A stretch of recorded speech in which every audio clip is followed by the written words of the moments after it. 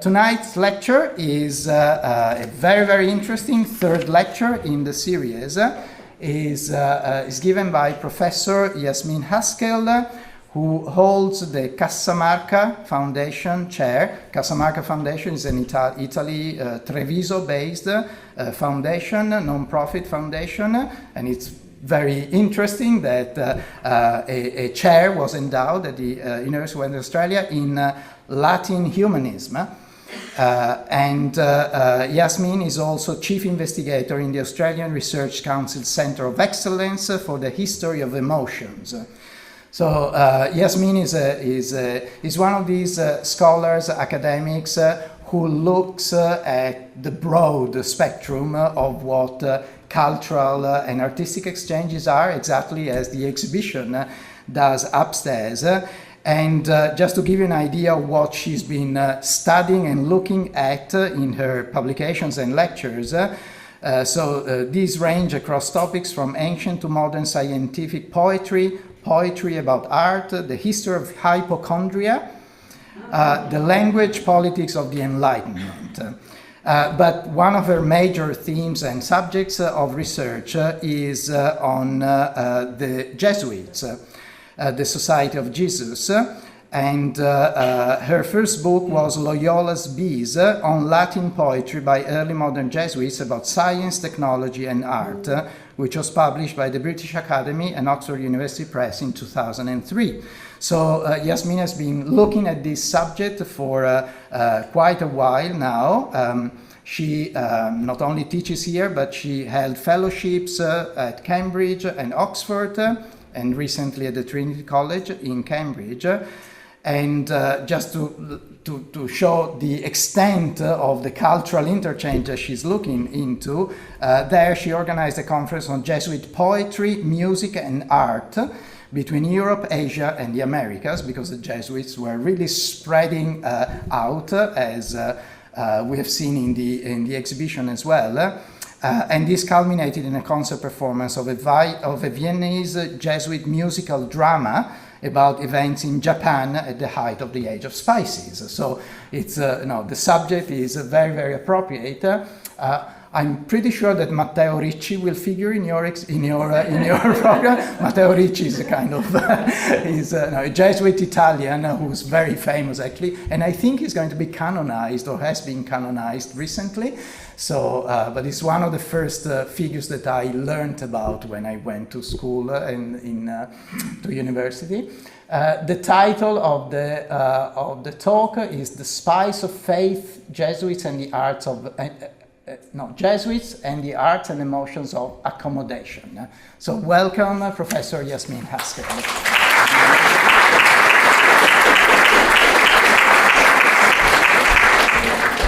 Thank you very much, Stefano. It's a delight to be here. Now, to click, is this the way? No. Can I do it on the keyboard? That's it. Okay. Right. The Society of Jesus, or the Jesuits, were a Catholic Reformation order founded in the 16th century by this fellow, the Basque soldier Saint Ignatius of Loyola. And they earned a formidable and somewhat paradoxical reputation in the early modern period.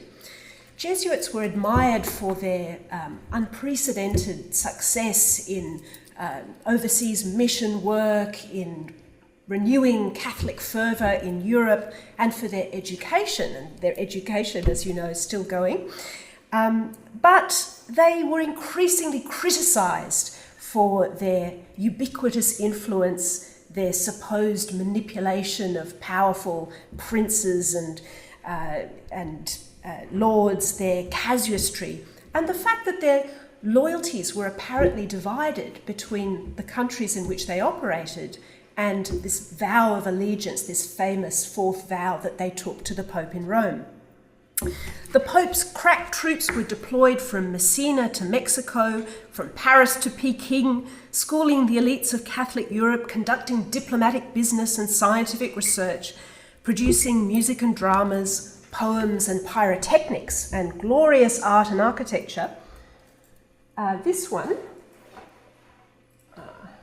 is, I'm not sure whether anybody recognises this wonderful ceiling from Andrea Pozzo's Church of Sant'Ignazio in Rome, the wonderful trompe-l'oeil dome, which my son always loves finding, going and standing underneath it. So it's an example of the beautiful Jesuit architecture. But the Jesuits were in many ways the early modern world's first multimedia and marketing experts. They operated on a truly global scale. As historian Peter Burke has observed, they seem almost uniquely among the early modern religious orders to have been intensely preoccupied with their own image, with managing their own image. And so, for example, on the 100th anniversary of their founding, the Antwerp Jesuits produced this wonderful emblem book, the Imago Primi Saeculi Societatis Jesu, the image of the first century of the Society of Jesus, full of poems in different languages and wonderful artworks and allegories. And they track the life of the Jesuit order up until that point in its first 100 years against the life and passion of Christ. Following in the wake of St. Francis Xavier, one of the co-founders of the Society and its first sailing saint, Jesuits would be active in mission fields in Asia, Africa and the Americas from the 16th through to the 18th centuries. And it's really astonishing to think how early the presence of the Jesuits was in Asia, how the Society was almost born global. Francis Xavier arrived in India in 1542, so this image on the left is, of course, the ruins of the gate of the Jesuit College of St. Paul, which he founded there in 1542, so only 2 years after the official papal recognition of the order.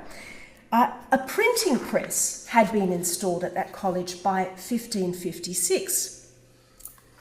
And this is a lovely little statuette in the middle from the exhibition, and a Japanese painting of St. Francis Xavier from the 17th century, I think. This is also in the exhibition. I wonder whether Stefano told the story of the crab. Yes. So this is apparently it's supposed to be the cross, but it looks a little bit, it must have been covered in silver, I think. Well, it's empty now. It's empty, okay. All right. And here, of course, is the Church of Bom Jesus in Goa, where Francis's body was ended up. Well, he started off in China and then was moved about a bit and came to rest here. For the next 2 centuries, Jesuit missionaries wrote extensively about their experiences and letters back to Europe, and these were mined in turn by their stay-at-home brothers for scientific and ethnographic information. They were converted into poems and dramas and other literature for education and edification. And in fact, their so-called edifying and curious letters had a wide influence even beyond the Society of Jesus. They were serialised from the beginning of the 18th century in France, and they were really responsible for bringing a knowledge of Asia to the West, and particularly to France. In fact, it's been said that the French Enlightenment's concept of moral atheism was inspired by their reading, the reading of the likes of Voltaire, of these Jesuit descriptions of the Chinese. And I wonder how many of you might have heard, perhaps on Radio National, or read in The Atlantic, this wonderful article by the child development psychologist Alison Gopnik about her midlife crisis and how she became a Buddhist. And then she realised that, in fact, the Scottish Enlightenment philosopher David Hume sounded very Buddhist. And she sort of put 2 and 2 together and went on a big intellectual adventure that took her to California and eventually to France, to the Jesuit College of La Flèche. And she thought she found the link between Hume and Buddhist thought in the first Western account of Buddhism, written by an Italian Jesuit, Ippolito Desideri, who returned from Tibet in the 18th century. So all fascinating stuff. Okay, so here's an image from our exhibition.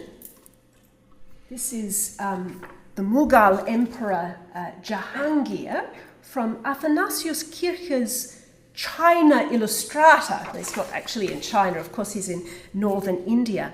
Kircher believed that the image was of Akbar, but the imagery, as you'll read in the catalogue, in fact, this emperor holding a globe means that it's Jahangir. Akbar, who reigned from 1556 to 1605, was the ruler of the wealthiest Muslim empire of the period. He collected Asian and European art and Asian and European intellectuals. So he invited 3 Jesuits to debate religion in his presence with representatives of other faiths in a purpose-built debating hall. This isn't the debating hall, unfortunately. I think it's a ruin, but this is Fatehpur Sikri in northern India, where the Jesuits went, and this is a lovely miniature from the period. You can see 2 of the Jesuits from the original mission in their black clothes to the left, meeting Akbar. In fact, this first mission, there were 3 missions, early modern missions to the Mughal court, and the first one was already quite multicultural in its makeup. It included an Italian, Rodolfo Acquaviva, a Spaniard, Anthony Monserrate, and a fellow called Francis Enriquez. I'm not really sure how to say that, but he was a convert from Islam and he was born in Persia. And he got to work translating Christianity into Persian. And the Jesuits left their mark in Latin diaries and other literature, Persian literature from the period. The Jesuit superior of the mission, Geronimo Xavier, composed Christian catechisms and religious treatises in Persian, which were rich in Sufi imagery of the heart and of mirrors. And he did this in collaboration with his friend, the Mughal historian Abd al-Sattar ibn Qasim Lahori. Now, the Jesuits also left their impression on the local art. So this is an image from the exhibition. It's obviously an Italian engraving, Federico Barocci, but it was copied by a Mughal artist in northern India. I haven't got a picture of the copy, but I will show you 2 other lovely hybrid Christian Islamic miniatures from this period. Unfortunately for the Jesuits, though, Akbar never really was very interested in making a decision, choosing the correct faith, and to that extent the Jesuit missions in northern India spectacularly failed in their purpose. Acquaviva, the Italian, would go on to take a more forceful approach to conversions in southern India, and he was martyred in 1583 in the Kunkolam revolt in North Goa. And yet it's this openness to dialogue with other cultures and religions, with Buddhists, Muslims, Hindus, Jains, Confucians, a willingness to learn languages, Persian, Tamil, Chinese, Japanese, Sanskrit, to fall in with local customs, and even to some extent to go native. That is the most celebrated feature, I would say, of the early modern Jesuit missions. And that's what I'm alluding to in my lecture title, in the term accommodation.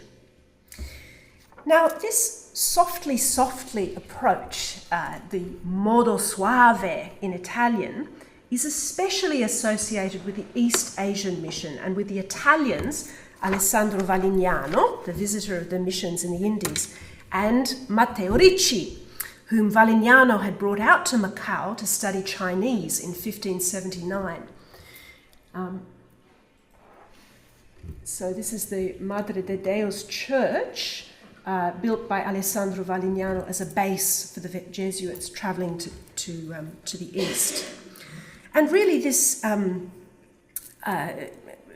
Ricci and his other Jesuit friend Michele Ruggeri were the first Christian missionaries to really have a good hard crack at learning Chinese, and this was the key to opening up the gates to the Ming and Qing courts in the years to come. Now Ricci, in the middle, is a perennially fascinating character, and he's still known and revered in China today. Although his method and his memory is very much contested, both within and outside the Society of Jesus. He famously ditched the humble robes of a Buddhist monk to adopt the more impressive garb that you see here, styling himself a Western literatus, a Western scholar, in order to make Chinese friends in high places. And in fact, he and his successor, Martino Martini, composed wonderful collections of precepts in Chinese that fuse Western and Eastern models of friendship. And they also collaborated on translating Chinese classics into Latin, more importantly, Western classics into Chinese. In 1588, Ruggieri was sent back to Rome with what historian Mary Lavin has called a shopping list, signed by the boss, Valignano, requesting gifts from Europe with which the Jesuits could make, I won't say make love to the emperor, but woo his support. And these were to include European items such as strings of precious corals and beautiful decorative boxes, but also commissioned hybrid objects. So, for example, 200 pieces of Venetian stained glass with images of lions, serpents, and dragons, architecture books and engravings of Rome to tantalize the emperor, and 25 pieces of brocade with colours and designs carefully specified to appeal to Ming taste, so in crimson, rose, white, green, and yellow. Back in China, Ricci had already got the curiosity of the Chinese up with a European-style map of the world. This was first printed in 1584 and redrafted and refined for the rest of his life. The map was commissioned by the governor Wang Pan after some visiting mandarins had seen a European map hanging on the walls of the mission house in the Jesuits' mission house in Zhaoqing. And anyway, this redone map shows China at the centre, but it really piqued the curiosity of the Chinese because it also shows all these other lands beyond. It's apparently come to be known as the impossible black tulip, this map, because the originals have more or less disappeared. Now, in his recent book about a later Jesuit visitor to the Indies, the Portuguese André Palmeiro, historian Liam Brockie is very critical of the rose-coloured glasses through which so many modern scholars have come to view Ricci. That is as a harbinger of modernity. This is just something from Ricci's own pen. I have become a Chinaman. Already you will be aware that in clothing and ceremonies in all exterior matters, we are now Chinese. Well, Brockie doesn't really buy this, that Ricci was this, modern global gentleman who didn't force his religious views down the throats of the Chinese, but adapted and modified them to their local customs and beliefs.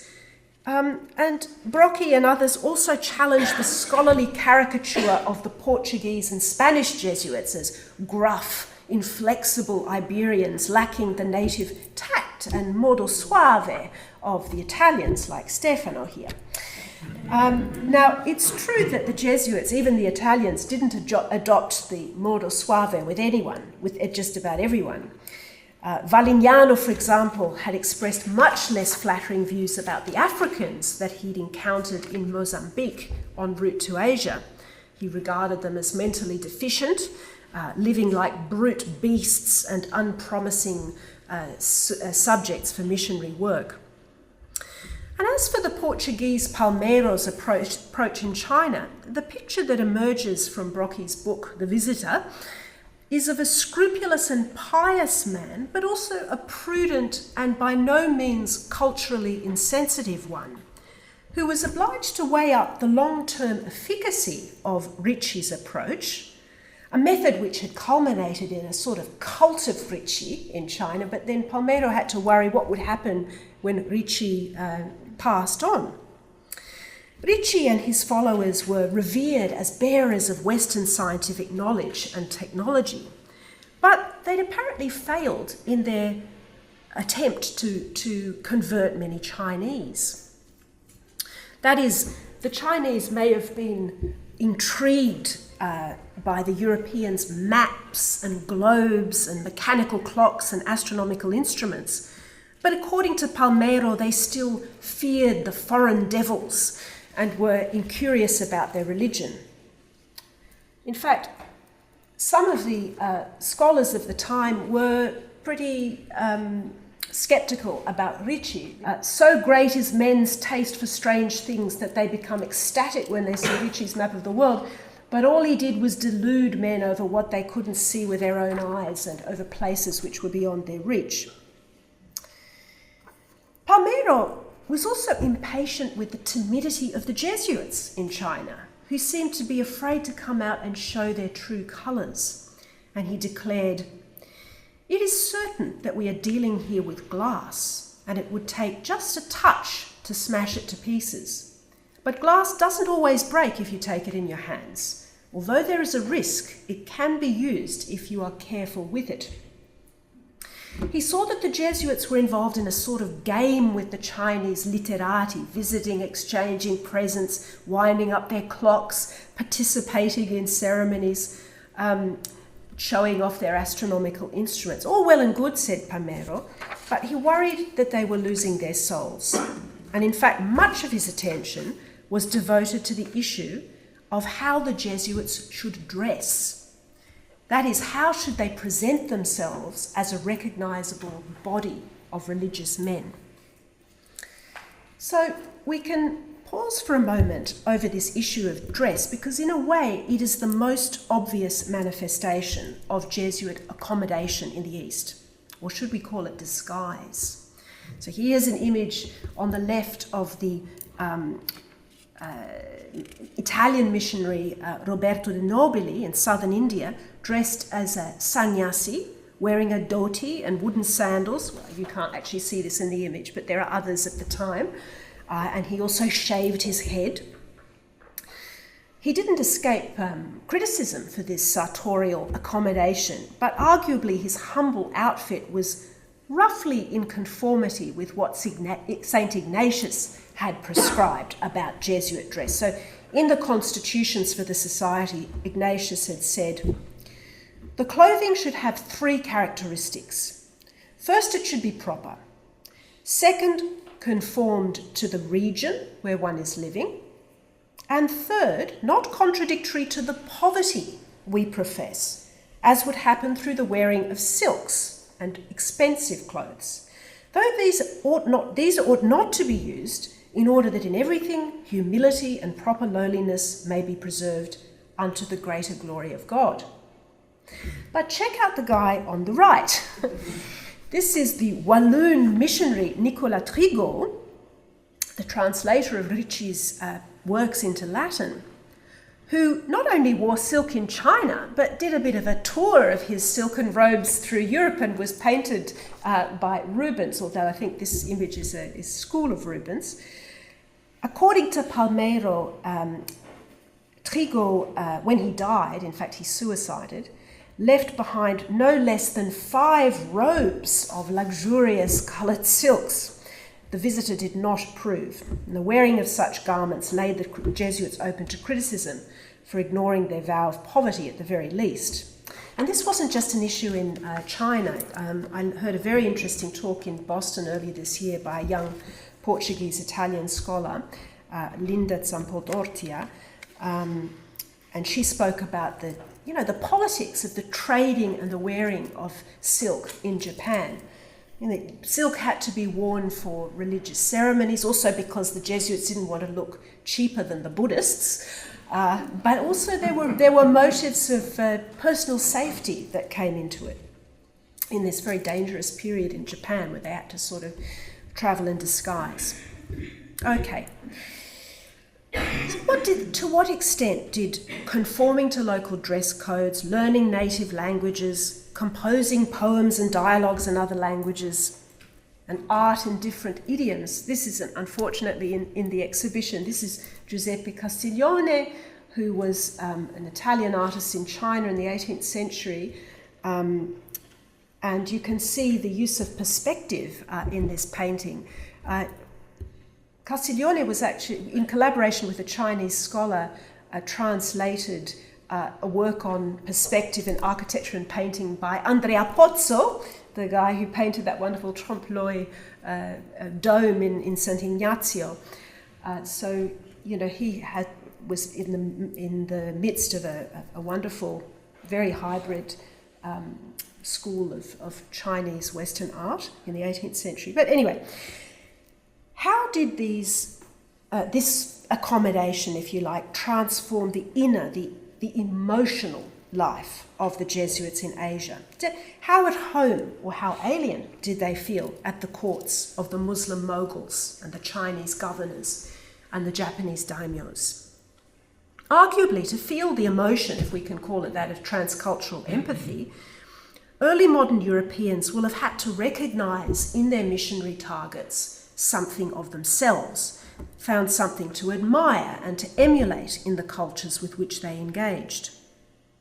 And it's worth bearing in mind that the Asia that the Portuguese encountered in the 16th century was a world of intense commercial maritime activity, with innumerable mercantile communities of a surprising cosmopolitan urbanism in full bloom and open to novelty.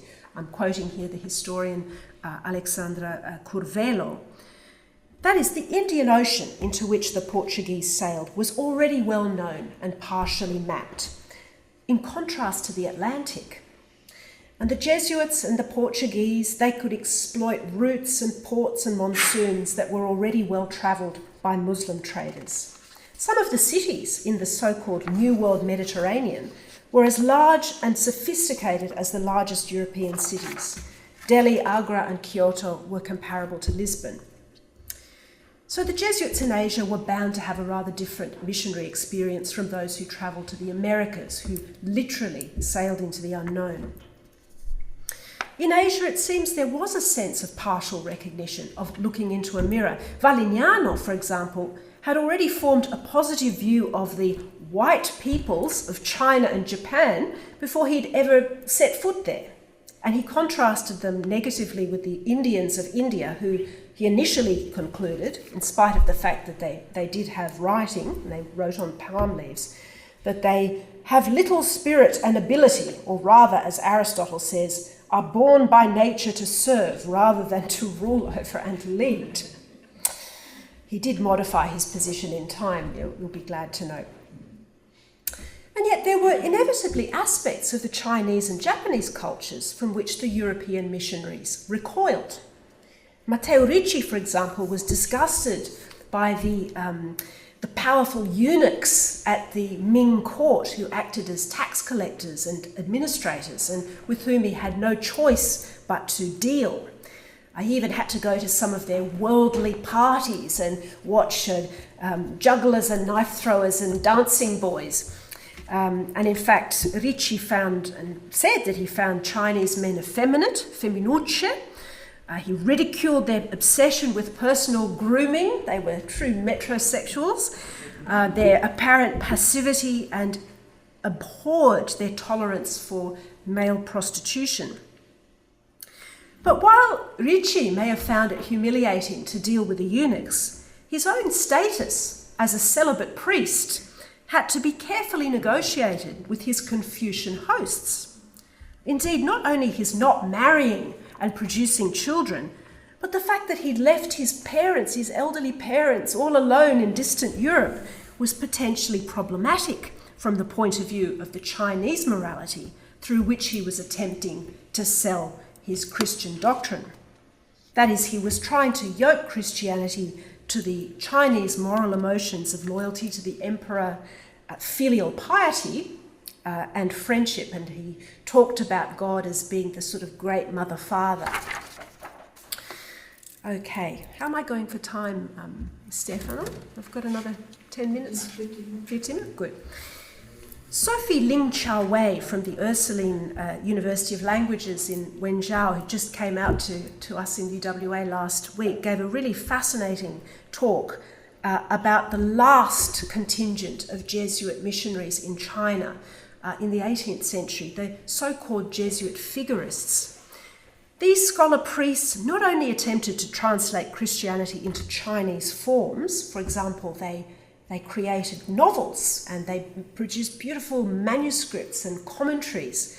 They displayed in their commentaries a mastery of Chinese folk and scholarly culture and of the old Chinese classics.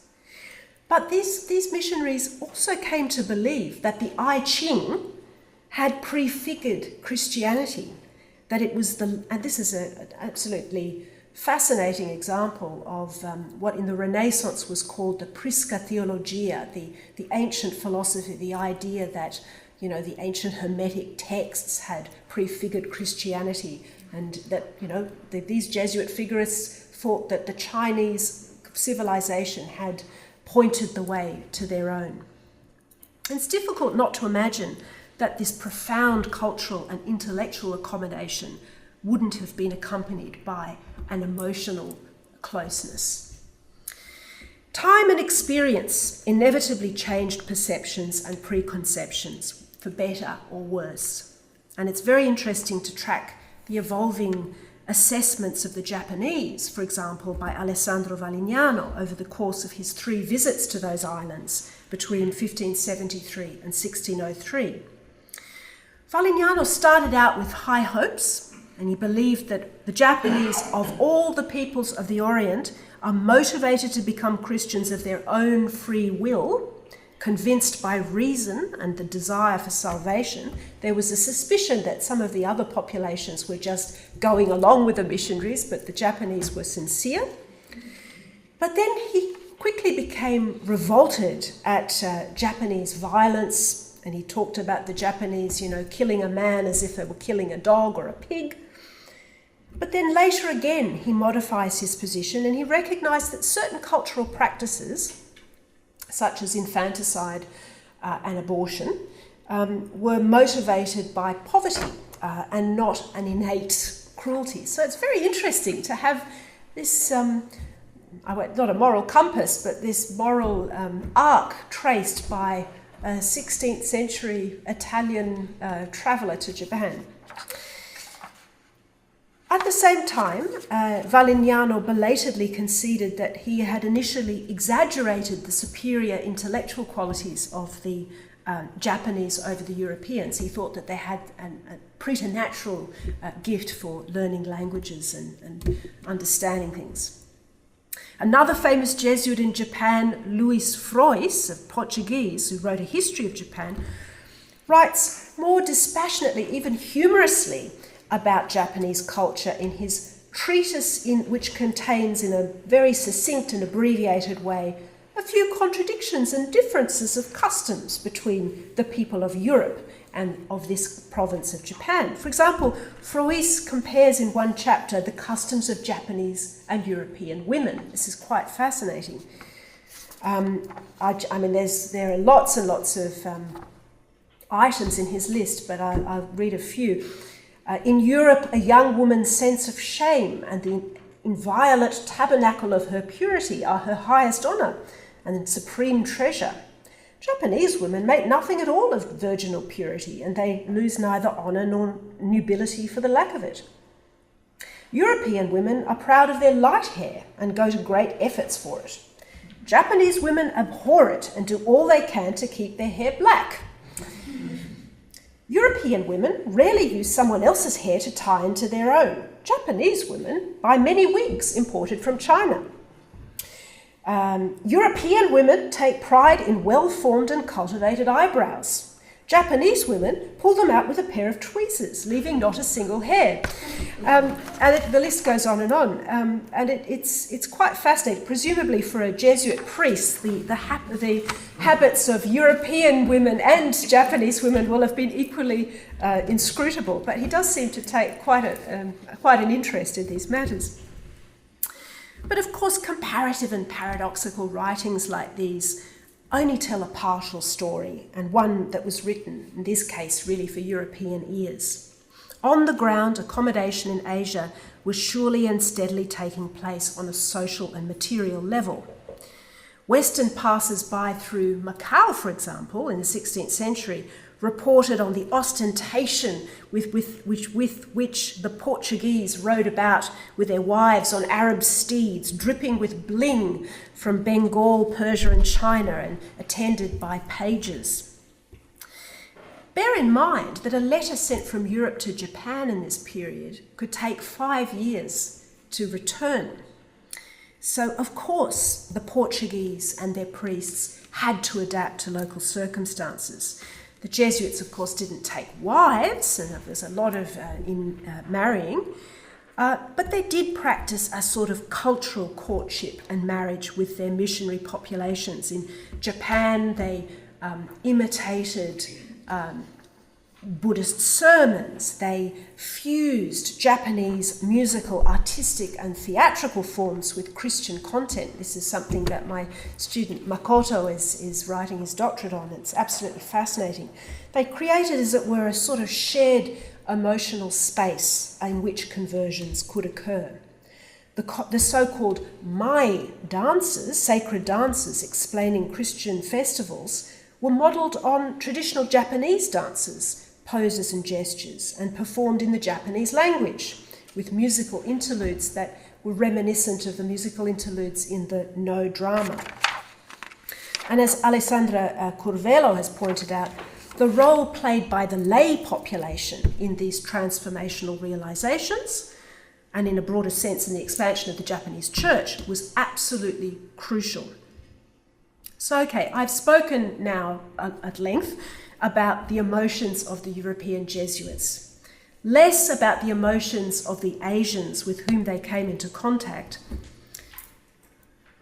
Alessandro Valignano, this is very early on, in his Summary of Japanese Matters in 1583, warned his Jesuits not just to get used to Japanese food, no matter how unpalatable they found it, but also exhorted them to accommodate to different emotional styles of the Japanese. So the Japanese are deliberate in their dealings, so they never show agitation or anger, even when they're highly offended on the inside.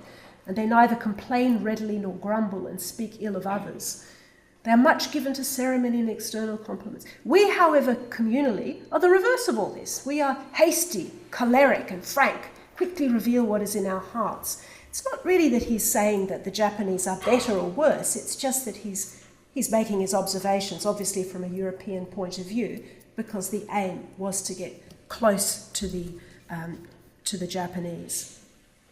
Okay, you can get some idea of what the Japanese thought of the Portuguese in these wonderful Namban screens, you know, the Portuguese with their exaggerated breeches and big noses, and other wonderful objects in the gallery.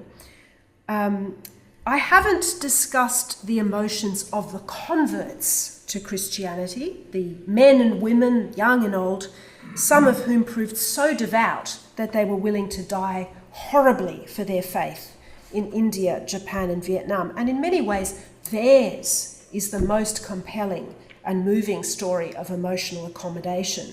The accommodation of those who collaborated with the Richis and the Trigos, and those who converted to the religion of this culture coming from so far away. In this slide, for example, we see two Japanese Jesuit brothers executed for their faith in the most excruciating manner in the final years of the Christian century. Visitor Valignano didn't live to hear of the Shimabara Rebellion in 1637-8, an uprising led by Japanese Catholic Amakusa Shiro and put down violently by the Tokugawa shogun. Christians, you can see here, this is, I think, João Quidera, who is being killed by the so-called torment of the pit. So he's bound. I think they used to slit the neck to let the blood drain out. Then they would be buried in a pit.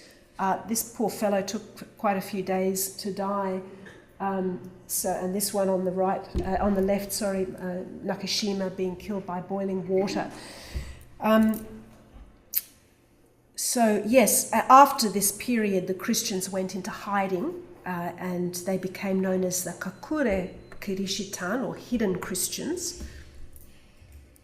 And this slide, I'm sorry it's a little bit bleached, but on the left there, you can see it's actually a Chinese statuette showing the Virgin Mary as the Bodhisattva Kuan Yin.